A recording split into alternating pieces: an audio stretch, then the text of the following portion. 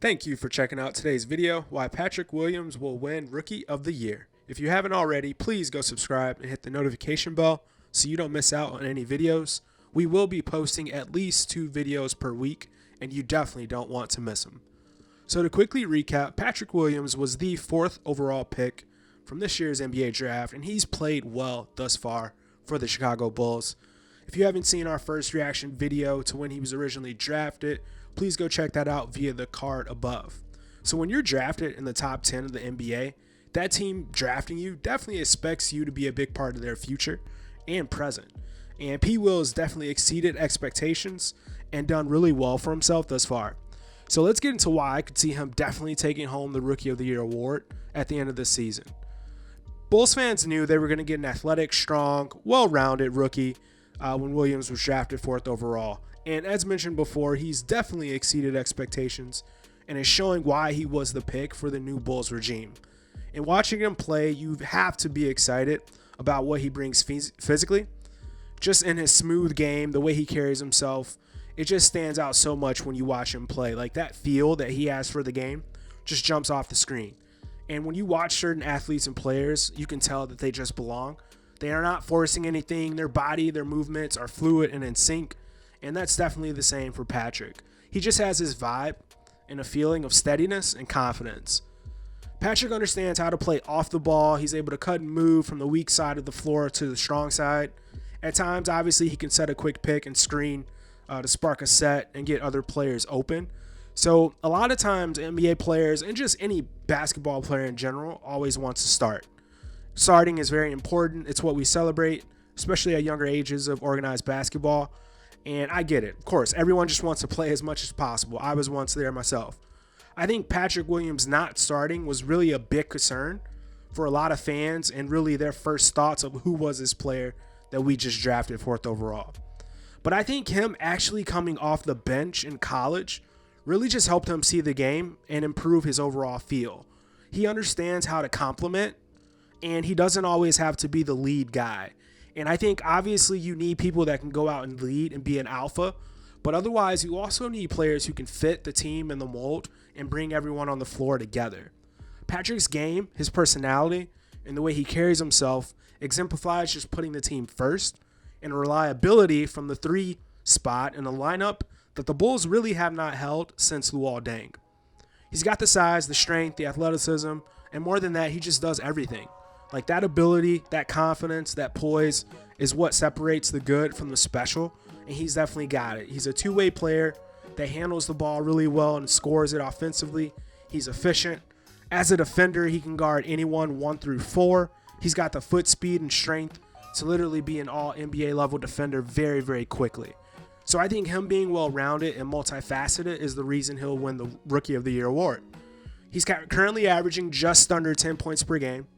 He's a good shooter, and he's already shown that off in NBA games.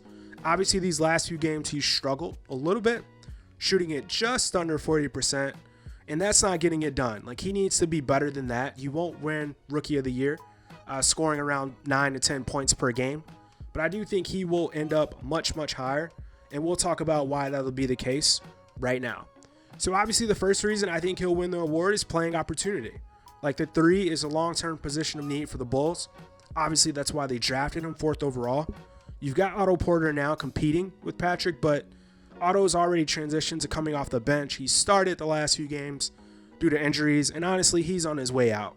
Williams averaged about 23 to 24 minutes per game currently, and really throughout the course of this upcoming season, or this season, I should say, I see that increasing. His playing time will open up, and that'll allow him to improve and also build the stats that he needs to win the award. He'll gain knowledge, feedback, and just get better.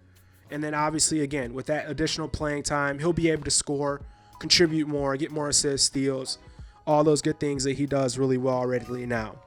And right now, averaging 9 points per game isn't enough to win, but once he starts shooting it a little bit better, I think he'll take that scoring average up to 14, 15-ish points or so. That'll put him right in the middle of the scoring and Rookie of the Year race. So he'll be just fine. And like, he's just so skilled. Like, he'll make plays for himself. He'll get himself going. He'll create for others too. And that's only a positive for him. And when you just compare that and look at what he does as the overall skill set offensively on the defensive end and compare it across the board to other rookies, they're just not really able to contribute right now the way he can. Now, as mentioned, there are other guys that could win it, right? And Anthony Edwards, James Wiseman, LaMelo Ball are all players that have a chance to win the award. We'll start with Edwards. I think, obviously, he's a good player. He makes highlight plays every game, but he's playing with Karl Anthony Towns, D'Angelo Russell, Malik Beasley on the wing. There's a lot of competition for him to really make his mark, and I think those other guys needing to get theirs, needing to get better, will eventually hurt Anthony Edwards a little bit in the Roy race. LaMelo Ball is playing really well for the Hornets. I love his game. He's big, huge point guard who can make plays and is so creative. But again, a similar thing. You've got Terry Rozier, Devontae Graham, Gordon Hayward, who handles the ball a lot. So there's a lot of competition for these guys, and they just don't have that ability to really impose themselves, as I think Patrick Williams potentially does on the Bulls.